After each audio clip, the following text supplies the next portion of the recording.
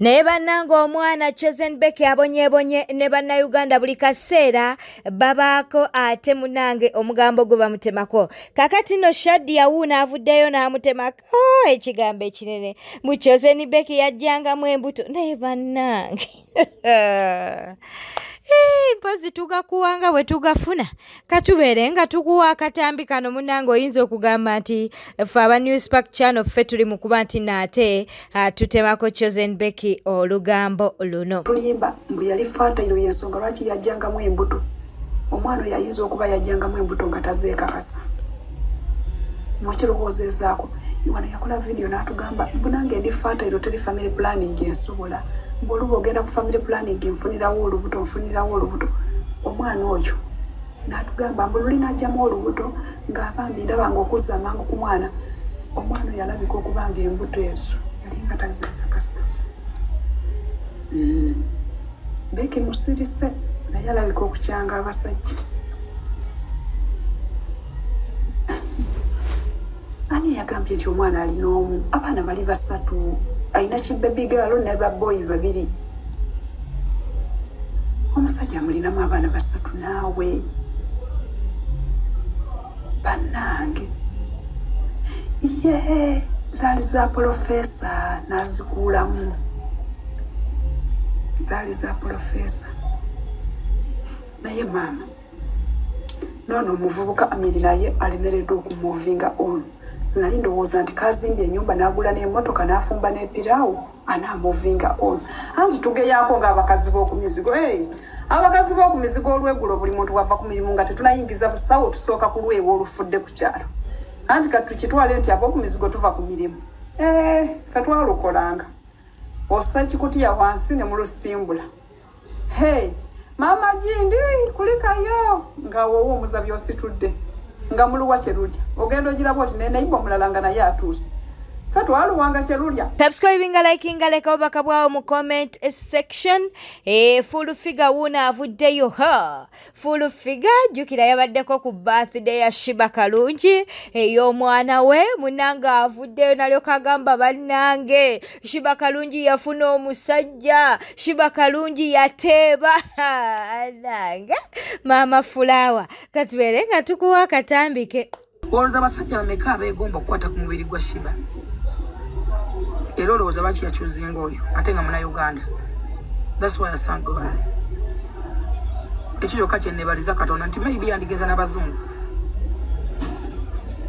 yandigenza n'abataka, yandigenza n'abamoloko, yandigenza n'abawa accordingire ku nfaanana ye, body ye, shape ye, yeegombebwa buli musajja. Naye Katonda yatuwa omukisa n'akyuzinga omusajja Munnayuganda n'azaala omwana kati maama ate omusajja naye disappointinze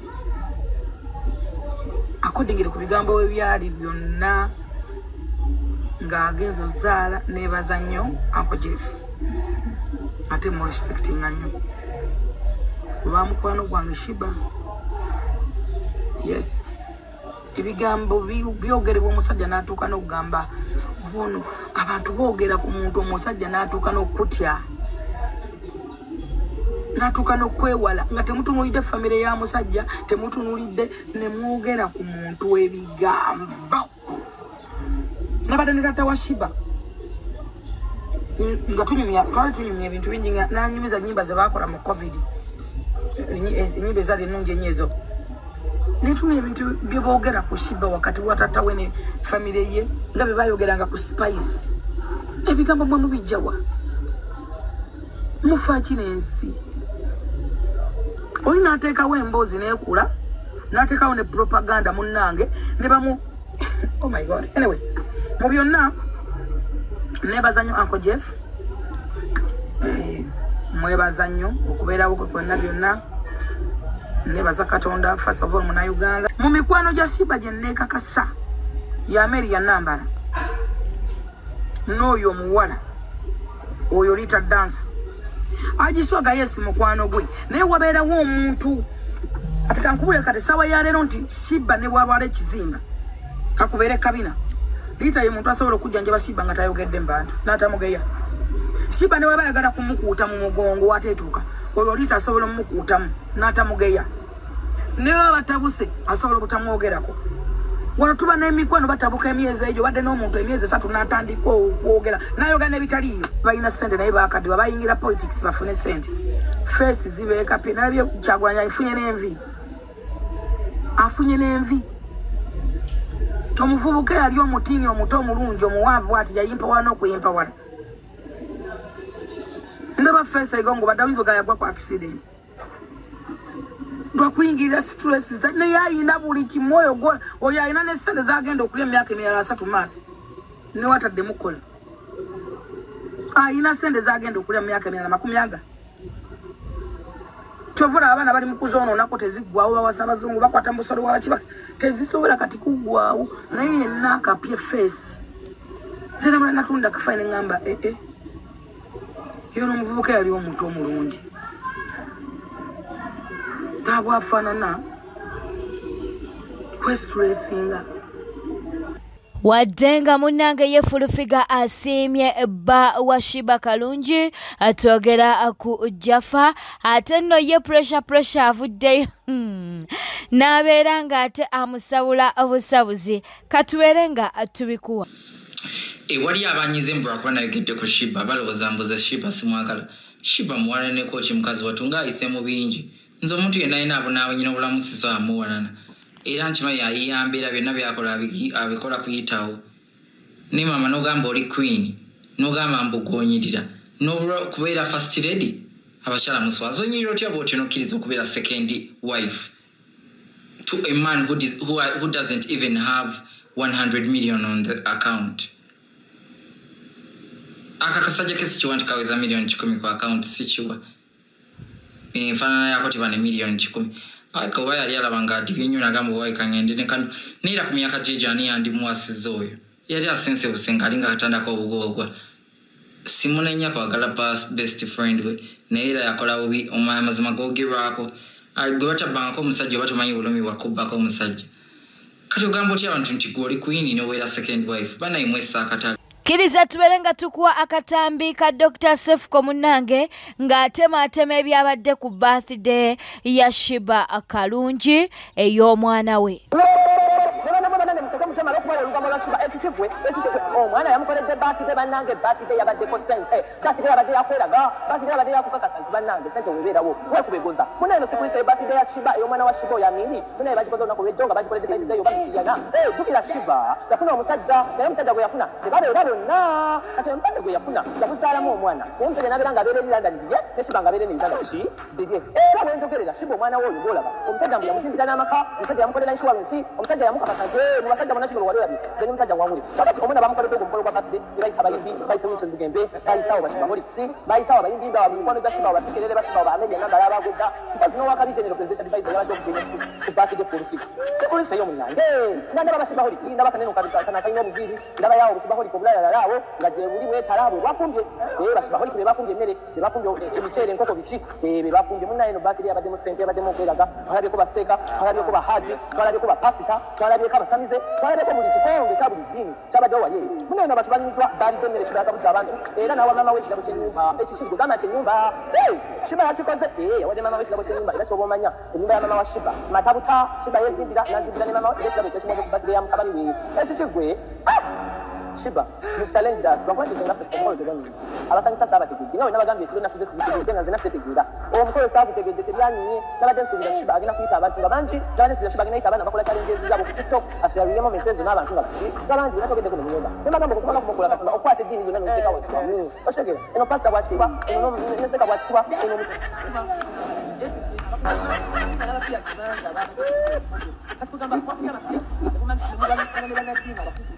we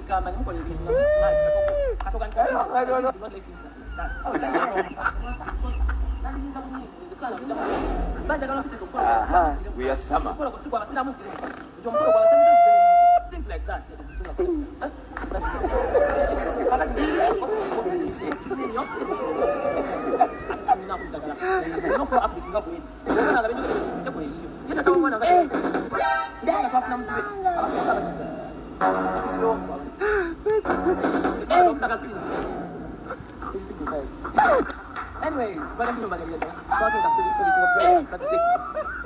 Yes, Bobi Wine munnange erudda alw'emukono ajjukira nti nno gyali olunaku olwaleero omukono katosi bwebityo nate webiri wabula abantu munnange bamulaze omukwano abantu bo babadde oba abantu bangi ddala kaakati nno ye Calvin Kayanja avuddeyo n'azalawa nange Calvin Kayanja ye ajja nafuna pressure anup katubeere ng'ate etukuwa akatambi kano.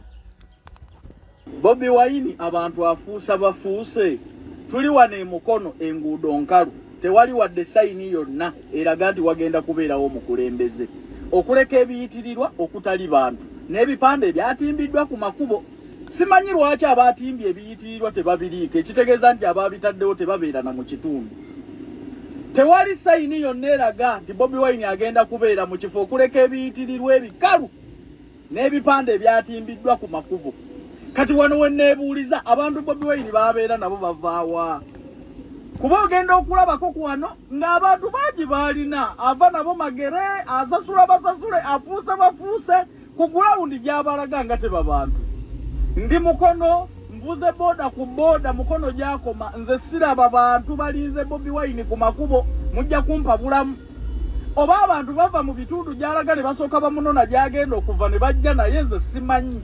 Wano tewali sayini yonna eraga nti Bobi Wine ajja okuleka ebiyitirirwa okutali bantu n'ebifaananyi ku kkubo mujja kunjulira abali emukono nkimanyi mukimanyi ebiyitirirwa tekuli bantu abaabitaddewo simanyi oba siba mu kitundu oba byasabirye okubeerawo okuba ebikalu naye ng'ekyo kyekiriwo tewali sayini yonna eraga nti Bobi Wine ajja siraba muntu ku kkubo sirabawo wadde embeera ey'obuwagizi naye ate kijja kwewuunyisa nnyo ng'atuuse ng'alina abantu be n'aba n'amwaniriza ajja nabo mu bitundu gy'abaalaze ojja ne boda 1500 takisi 250 emoroka entono 3 bano bali ku zikosita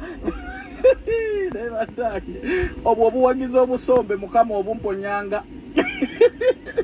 bwe ndiba ntuuse okwesimbawo nga nina kusomba abantu kuva nabo gye mbajje mbaleete mu kitundu bannyanirize obuwagizi obumponyanga ali ab'emukono mugamba mutya bwe bamuddamu nti tuli bulungi naye nga n'abamuddamu yavudde nabo kamuukya. Lili Pazo Wuna atabuse agambye nti nno video gye yasoose okukola nga mukambwe muzibu yabadde tali ku Eddie Kenzo. Ajjukira nti no Eddie Kenzo babadde akagatto baakamwambaza dda nga bagamba nti nno Lili Pazo gwe yabadde agamba.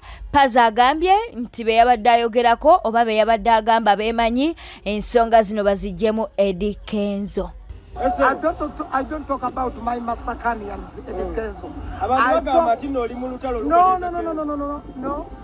Eddie Kenzo soko mutegeria mabali. Otegera abamulabo biba mulabenga ye. Owange nze simulabo bi my brother. Nabadde ngamba kubali ba mazi. Omwana watu bamutie bintu byabo. Fe Masaka tuti. Kupaka tindagano zikolebwa tusala lwera. Tokwatanga ku mwana we Masaka.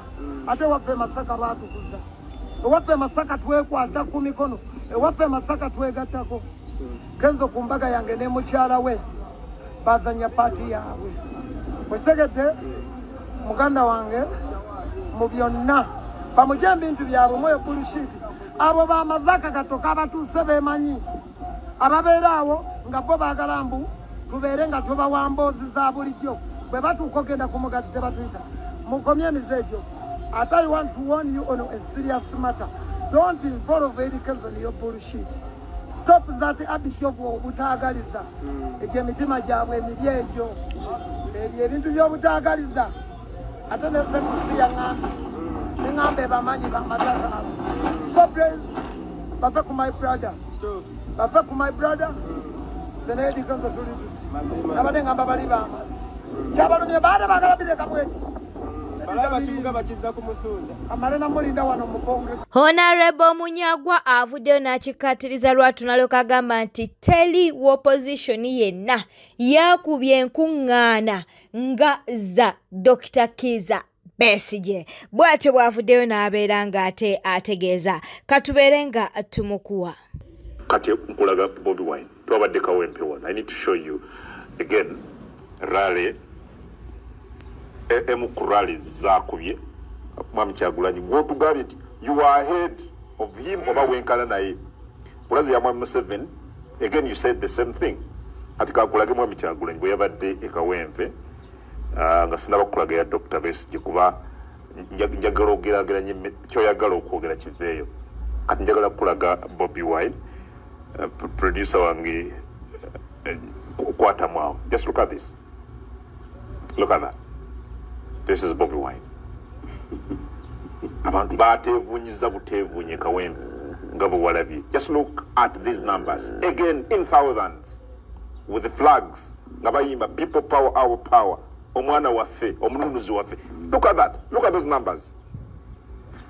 Nakati kankulage Dr. Besigye then ko mwaganya oyogere ngenda kujjayo emu ku rallies ogeze mwakubanga naye sikyo yagala bumwanonyeza akalulu nga Dr. Besigye yagala ba president njagala kujjirayo emu ku rallies ezo njikulage ku screen olabe. But before we do that, what do you make of those two Zenkulaze?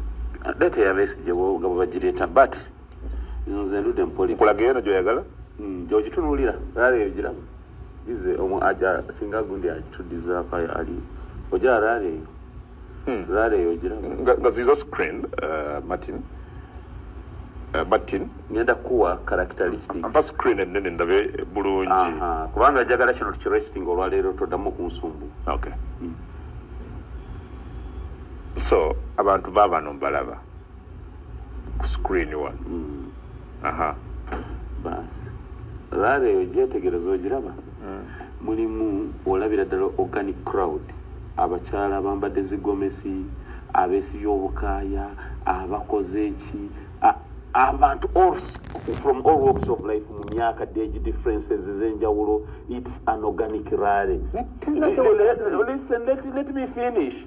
Aba bantu buli omu yavudde wenga buli omu ayambadde kyayagala najja ku rally gy'olira barali nga yonna eri full branded flags t-shirts biki abantu abo basombye basombe ng'ebabibawadde balinnya vaani gwafuna mukisa ki abawagizi bonna ne basobola ofuna sente ezigula t-shirt zo bwete tambudde badde mulabi mulungi alakuwa kumira ku Newspark channel kankusobere ngo subscribinga o likinga n'okuleka obubaka bwawo mu comment section. Beera bulungi weeraba.